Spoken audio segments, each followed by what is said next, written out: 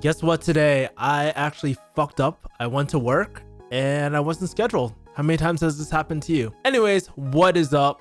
I am shooting another Ask Kevin E. This is a little high. Fuck that. So, on to your mudda questions. For y'all that don't know the series, I just answer your mudda questions. This series was actually inspired by the homie Gary V.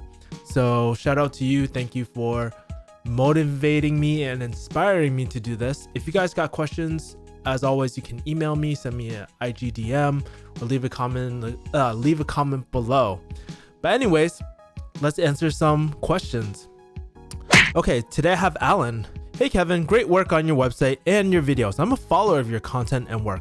It's a great mixture of knowledge from Ramit Sethi and Robert Kiyosaki. So I opened up a Vanguard account and want to start off to invest as soon as possible. Can you walk me through the steps how to begin and navigate Vanguard? I'm aware that S&P 500 index mutual funds are the way to go. With the $3,000 minimum to open up an account, I'm starting to save up enough through my online savings account. Your help would be greatly appreciated. Thanks. Well, as you know, one of my biggest influences growing up was actually Ramit Sethi, and a lot of these concepts I'm taking are actually from Ramit. So shout out to you, Ramit. I sent him an email. He wrote an email back. But anyways, besides the point. So great. You want to start off with index funds and you're headed in the right direction. But it's pretty easy. So literally all you have to do is go on Vanguard. In the right hand corner, it'll say open up an account and you start typing it in. Now, there's a few things that you want to consider. I would probably recommend starting a Roth IRA just because there's a lot of tax benefits. And when you're in the lower tier, especially like if you're in pharmacy school, when you get out, you're not going to be able to start a Roth IRA. So you want to take care of it right now and reap all the benefits. So for y'all that don't know, there's two things that you have to keep in mind when investing. It's taxes and ROI. So the actual funds that you invest in as well. So there you'll hear terms like 401k, Roth IRA, taxable accounts. Well, you know, I compare this to like ordering tacos at a taco truck, right? So when you go pull up to a Mexican taco truck, there's always two things that you need to figure out. The vehicle, so whether you want a burrito, a quesadilla, or taco, you got to figure that out. And then the second thing is the meat. So how I like to think about things is that your vehicle is a tax vehicle. So your 401k, Roth IRA, taxable account, right? There's other accounts too, but we'll just stick to those three. And then there's the meat, you know? And so that's that. And those are your index funds, mutual funds, individual stocks, bonds, stuff like that. You know what I mean? So whenever you're investing, always keep those in mind. So right now, I probably recommend doing a Roth IRA. So you want to open up a Roth IRA with your Vanguard account, and they're gonna make you fill out some personal information, fill out some paperwork. Yeah, so it's relatively easy. Honestly, it's just like opening up a bank account. They might mail some stuff to your house, and then you have to sign off on it. But yeah, it's really easy. Once you get that 3,000 minimum, you're good, man. And you can start investing. Once you hit 10K, which seems like a huge milestone, but you'll hit it in no time. You can do the Admiralty funds, but I'll go into that some other time. Thank you for asking. I hope that helps you out a little bit. So again, you need to figure out the type of fund that you're going to do. I recommend the VFINX fund. I think that's like the Vanguard like index fund that tracks it. And I recommend doing a Roth IRA at first. All right, great. Thank you, Alan, for your question. Today, I have another question from Tyler. Hi, Kevin. Can you make a video on how you got through the filter classes like OChem? I'm currently taking my first semester of it right now, and I'm barely surviving. Thanks. Love the videos. Hey, dude. Thank you again, Tyler, for asking this question. So one of the things that really kind of sucked for me was when I first took orgo or organic chemistry, one of the filter classes. For y'all that don't know what a filter class is, it's one of those classes that, everybody wants to be a doctor. Everybody wants to do something like in the medical field, right? And then you have these filter classes, which basically filter you out. They put you through hell so that people drop out. That's what technically a filter class is. Anyways, yeah, for me, I actually bombed my first orgo class. I really sucked at naming. I wasn't really good at it. And I think part of it was I just didn't drill it enough. And I think problem sets are really important. You really need to drill things like that. But I actually failed my first time. So then, I was like, fuck, I failed. But you know what I did? I actually did Orgo 2 and 3, and I did relatively well. And then I had to retake my first Orgo class again. But that goes to show you that, through hard work, sometimes it might be the professor, not the actual content. So it's almost like playing a game almost. You gotta really strategize like appropriately and stuff. But I would recommend lots and lots of practice and show up to office hours. Like what I realize sometimes, like if you don't have any questions by the end of class, you truly don't understand the material. There should always be questions popping in your head.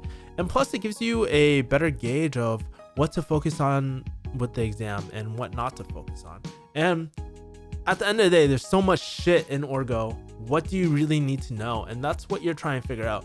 Sometimes it's not necessarily learning the content, but it's actually really learning how to play the game, So that's what I recommend. Problem sets, go visit your professor to figure out what's on the exam, and also pay attention on what exactly, like, what does your professor spend the most time on? Chances are, if he's talking about it in class for a long ass time, most likely that's going to be on the exam. So pay attention, right? Thank you again for asking this meta question, Tyler.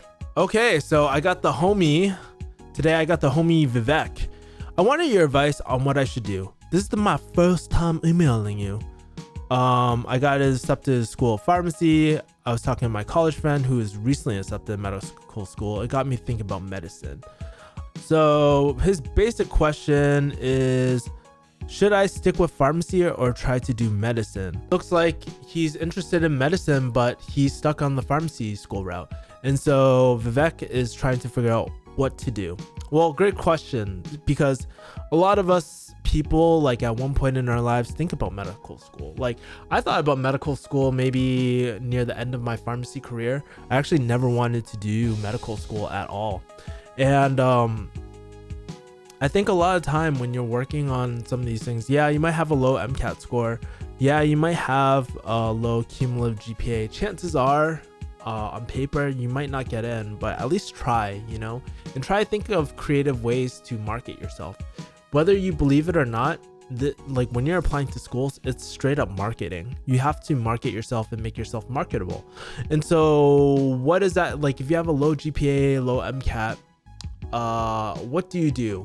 And even though the odds are sort of against you, I would probably work on a really cool project, like a life-changing project that really helps people out, that really shows your passion for medicine. Do I have a project in mind? Hell no. But I'm sure you can find one. Work with a professor and ask people for their sort of advice for you. And I think a lot of time, like one of my friends, right? She was really smart. She got into a really good nursing school, but she really wanted to do dentistry. She had a high GPA and all that. Well, what stopped her? Well, the thing is, sometimes we discredit ourselves before we even apply. So what happened? She didn't apply to dental school at all. And so obviously, how would a school know if you want to do this if you never got in, right?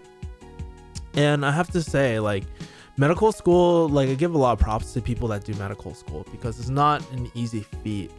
But if you don't have the confidence to really believe that you can make it in, what makes you think that you're going to make it for the next, 10 years when you're doing residency, when you're spending those overnights doing your residency and stuff, like when you're sleep deprived?